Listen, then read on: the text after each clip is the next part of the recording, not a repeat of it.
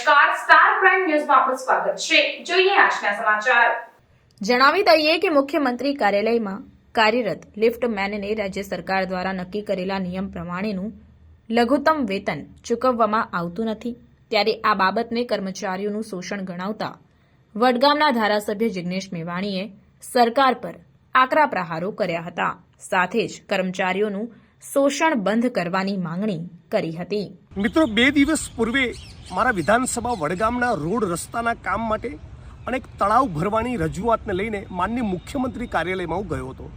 તમને જાણીને આઘાત લાગશે કે મુખ્યમંત્રી કાર્યાલયમાં પણ જે લિફ્ટમેન છે એને રાજ્ય સરકારે નક્કી કરેલા નિયમ પ્રમાણેનું લઘુત્તમ વેતન ચૂકવવામાં આવતું નથી. હા, મુખ્યમંત્રી કાર્યાલયમાં પણ એટલે પ્રાઇવેટ કંપનીના માલિક, કોઈ ખાનગી કંપનીના માલિક એ લઘુત્તમ વેતન ન ચૂકવતા હોય, શોષણ કરતા હોય તો રાજ્ય સરકારની જવાબદારી બને છે, મુખ્યમંત્રીની જવાબદારી બને છે કે લઘુત્તમ વેતન જેવો પગાર સુનિશ્ચિત કરે. પણ એના બદલે મુખ્યમંત્રી કાર્યાલયમાં જ લઘુત્તમ વેતન ચૂકવવામાં આવતું નથી.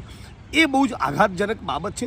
આખા ગુજરાતના સર્કિટ હાઉસમાં અમે જ્યારે જતા હોય ત્યારે જોવા મળે છે કે સર્કિટ હાઉસમાં પણ લઘુત્તમ વેતન ચૂકવાતું નથી. કલેક્ટર કચેરીમાં, એસપી કચેરીમાં, મામલતદાર કચેરીમાં, પ્રાંત કચેરીમાં, સરકારી ગેસ્ટ હાઉસમાં, સર્કિટ હાઉસમાં મોટાભાગની જગ્યાએ આઉટસોર્સિંગના કોન્ટ્રાક્ટના આપણા કર્મચારી ભાઈ બહેનોને લઘુત્તમ વેતન ચૂકવાતું નથી.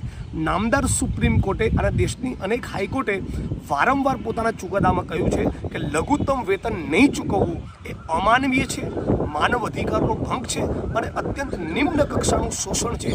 આવું શોષણ, આવું માનવ અધિકારનું હનન માનનીય મુખ્યમંત્રીના કાર્યાલયમાં થતું હોય એક ભયંકર શોકિંગ બાબત છે. એટલે માનનીય મુખ્યમંત્રીને વિડીયોના માધ્યમથી અપીલ કરું છું કે તાબડતોબ તમે આ વાતનો કોગ્નિઝન્સ લો અને ફક્ત તમારી કચેરીમાં નહીં, સમગ્ર ગુજરાતની એક પણ સરકારી કચેરીમાં કે પ્રાઇવેટ કંપની કે ફેક્ટરીમાં એક પણ નાગરિક કર્મચારી લઘુત્તમ વેતન, સેલરી સ્લીપ, પીએફ એ જે શ્રમ કાયદાની જોગવાઈ છે એનાથી વંચિત ન રહી જાય એટલું સુનિશ્ચિત કરશો.